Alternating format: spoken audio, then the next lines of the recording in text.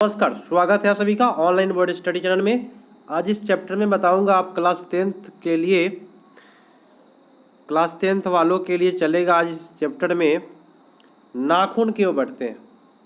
देखिए दोस्तों, मैं जो भी कराऊंगा आपको ये बीटीसी का बुक है और इससे क्वेश्चन आपके एग्जाम में टेंथ के एग्जाम में 2023 में पूछेगा। जो भी प्रश्न पूछेगा बस सेम का सेम प्रश्न इस चैप्टर से आपको मिल जाएगा, क्योंकि ये बीटीसी है।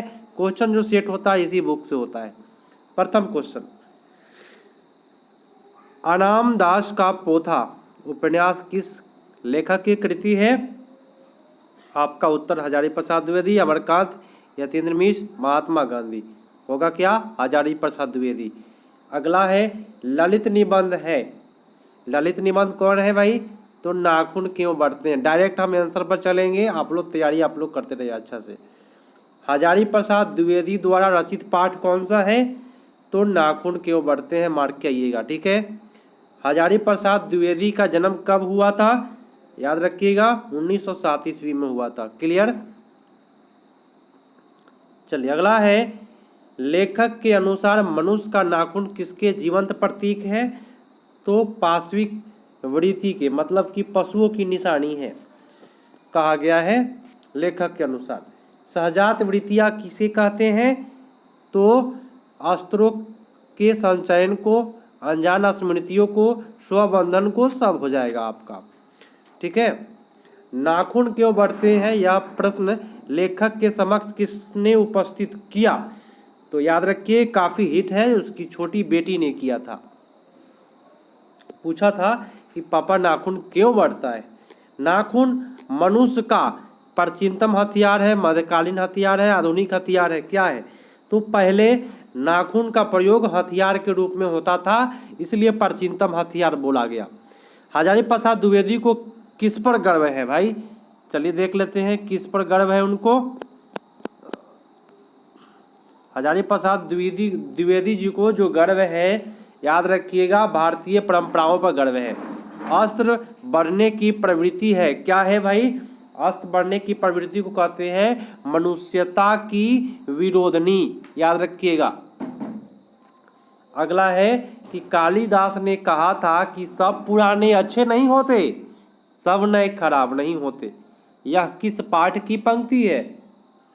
नाखून क्यों बढ़ते हैं का। ठीक है। चलिए, प्राचीन भारत के कलात्मक विनोद क्या है?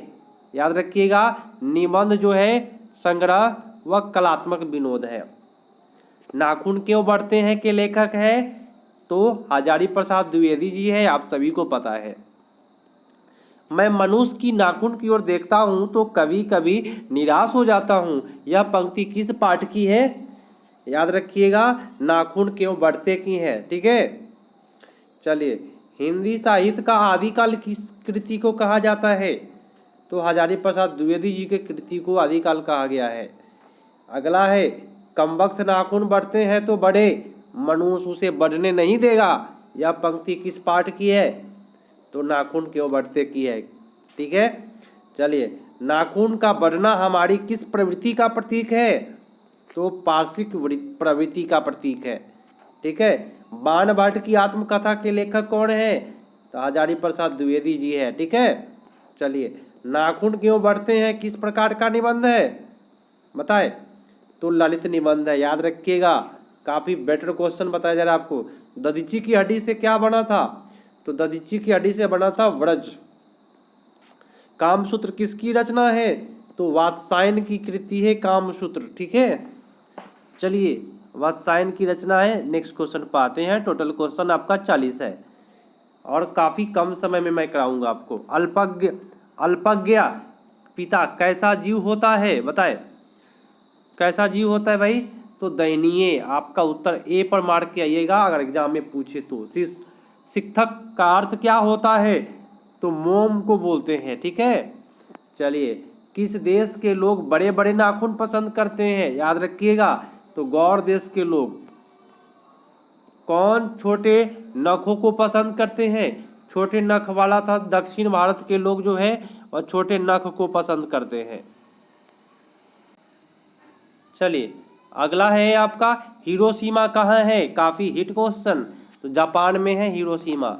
चलिए, द्विवेदी जी ने निर्लज अपराधी किसे कहा है, तो द्विवेदी जी ने निर्लज अपराधी नाखून को कहा है। ठीक है, नाखून का इतिहास किस पुस्तक में मिलता है, याद रखिएगा कामसूत्र में मिलता है। ठीक है, नखदर मनुष्य आज किस पर भरोसा कर रहा है, तो एटम बम पर कर रहा है नखदर मनुष्य। ठीक है, मनुष्य की मनुष्यता यही है कि वह दुख सुख को सहानुभूति के साथ देखता है।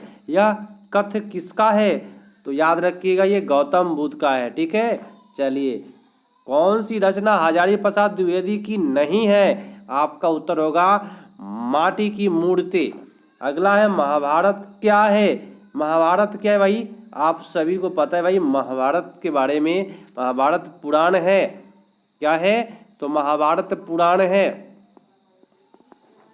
अगला है हम बार बार नाखून क्यों काटते हैं, तो बर्बरता को समापन हेतु, समाप्त करने के लिए। ठीक है, हजारी प्रसाद द्विवेदी की मृत्यु कब और कहाँ हुई, याद रखिएगा 1979 ईस्वी में दिल्ली में हुआ था उनका मृत्यु।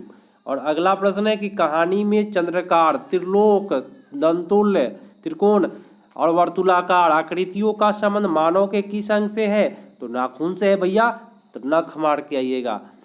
अलकतक का अर्थ क्या होता है, देखिए नाखून रंगते हैं ना, उसी को अलकतक बोलते हैं। तो आपका 36 का जो उत्तर है आलता बोल सकते हैं, हम लोग बोलते हैं उसको। प्राचीन मानव का प्रमुख अस्त्र क्या है, तो आपका होगा नाखून प्रमुख अस्त्र है।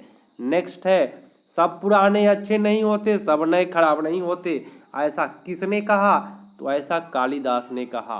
क्लियर।